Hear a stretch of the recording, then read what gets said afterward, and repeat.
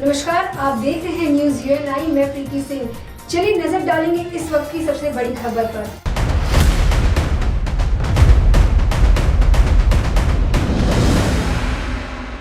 पश्चिम बंगाल की मुख्यमंत्री ममता बनर्जी की सरकार ने मंगलवार को पश्चिम बंगाल विधानसभा में महिला सुरक्षा पर एक बिल पेश किया है।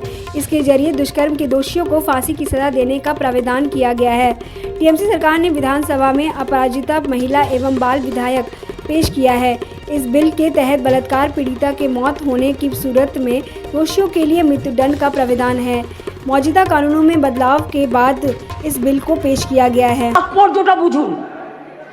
এক নম্বর বর্ধিত শাস্তি, 2 নম্বর দ্রুত তদন্ত, 3 নম্বর দ্রুত ন্যায় বিচার।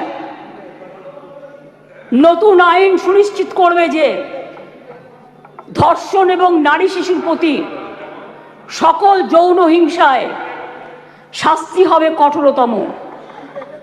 ভারতীয় ন্যায় সংহিতা এবং পস্কো আইনে এসব ক্ষেত্রে যে শাস্তির কথা বলা আছে তা আমাদের আইনে উল্লেখযোগ্যভাবে বৃদ্ধি করা হয়েছে।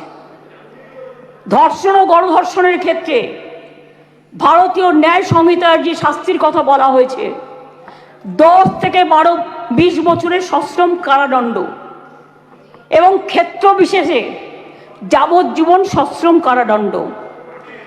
আমরা এটাকে করছি আমৃত্যু সশ্রম কারাদণ্ড থেকে গুরুতর থেকে ক্ষেত্রে এমনকি প্রাণদণ্ড, এইটুকুই আমরা চেঞ্জ করেছি।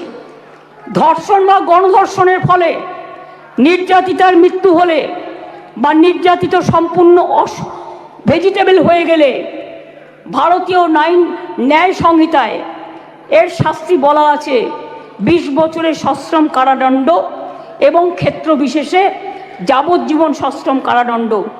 আমরা এটাকে করেছি প্রাণদণ্ড ও জরিমানা। এ প্রসঙ্গে বলি, এমনকি আর্থিক জরিমানার কথাও বলা হয়েছে যে ধর্ষিতা বা নির্যাতিতার চিকিৎসাগত অথবা তার নিকটাত্মীয়ের সামাজিক ও মানসিক পুনর্বাসনেও সেটা সহায়ক হয়। অ্যাসিড আক্রমণের ক্ষেত্রে অনেক সময় দেখেন মেয়েদের অ্যাসিড ছুঁড়ে মারে। অ্যাসিড আক্রমণের ক্ষেত্রে ভারতীয় ন্যায় সংহিতার এর শাস্তিতে বলা আছে 10 বছরের সশ্রম কারাদণ্ড, ক্ষেত্র বিশেষে যাবজ্জীবন সশ্রম কারাদণ্ড এবং ফাইন।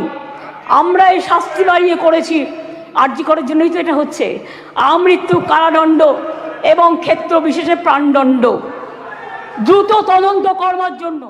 ऐसे ही खबरों के लिए बने रहिएगा न्यूज यूएनआई के साथ।